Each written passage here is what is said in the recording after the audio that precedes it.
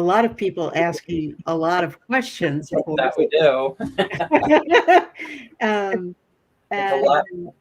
I think a lot of the people are asking if you had seen any of the world elites like Gates and Soros and all them. I see that a lot in the list. So I've seen Gates. I've seen Soros at Bohemian Grove. I saw Barack Obama there in '94 before anybody knew who he was. I saw Clinton there in '92. I saw both Bushes. I saw Ronald Reagan there in '87. Um, he seemed extremely uncomfortable to see me. I walked up to shake his hand because I voted for him. And he started to shake my hand, and then he looked at me and he pulled his hand back, and he started even leaning back to get away from me. Now, he didn't run away, but he didn't get any closer to me. And that was fine with me. And I can respect your decision.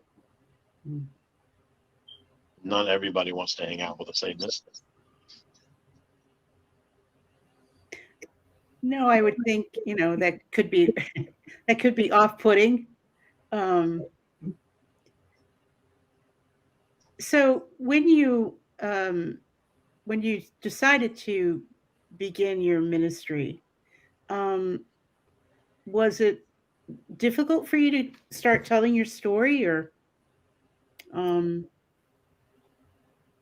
guess God gave you the grace to be able to just put it all out? I love the way you just tell it like it is, because I think, one of the things that you had asked about describing the partial birth abortion, which I knew what happened in partial birth abortion. Maybe some of the viewers won't have known what that is.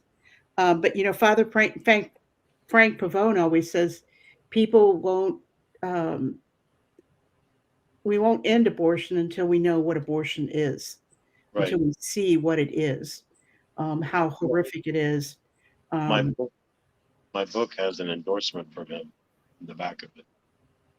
Yes, I saw that when you did the interview with Matt Loggeman, and he read the back of the book was the endorsement from Father Frank Pavone, and I thought, how perfect to have Father Pavone's endorsement, and have him, writing in the back of your book, because this issue of abortion, and I know this is something that's very, very dear to your heart because of your involvement in it, and understanding how destructive it is, to everyone involved, not only the women who have had an abortion, but all and everyone who's involved, and the horrific things that you've witnessed, experienced, and participated in.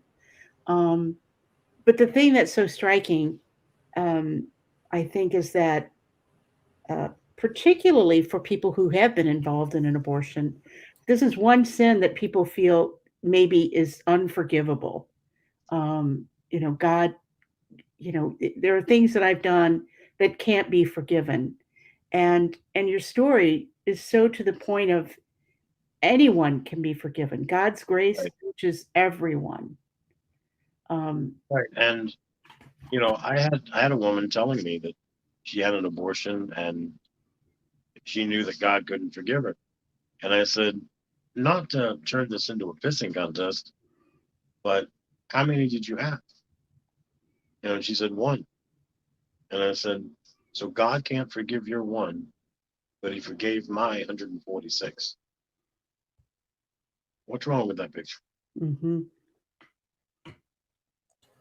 I think her real issue was that she couldn't forgive herself.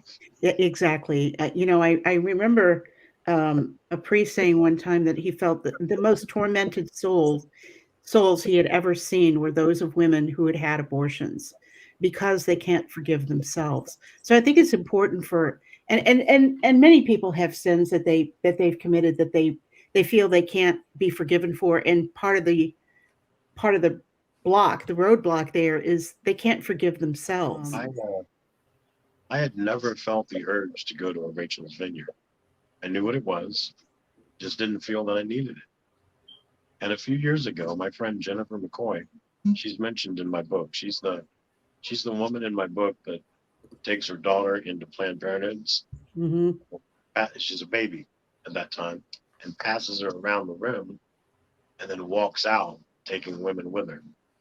She ended up rescuing over 200 babies, but doing that for the summer. So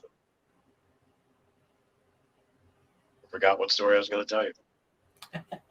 Don't get old. This will happen to you too. Trust me, I know all about that. I know all about that.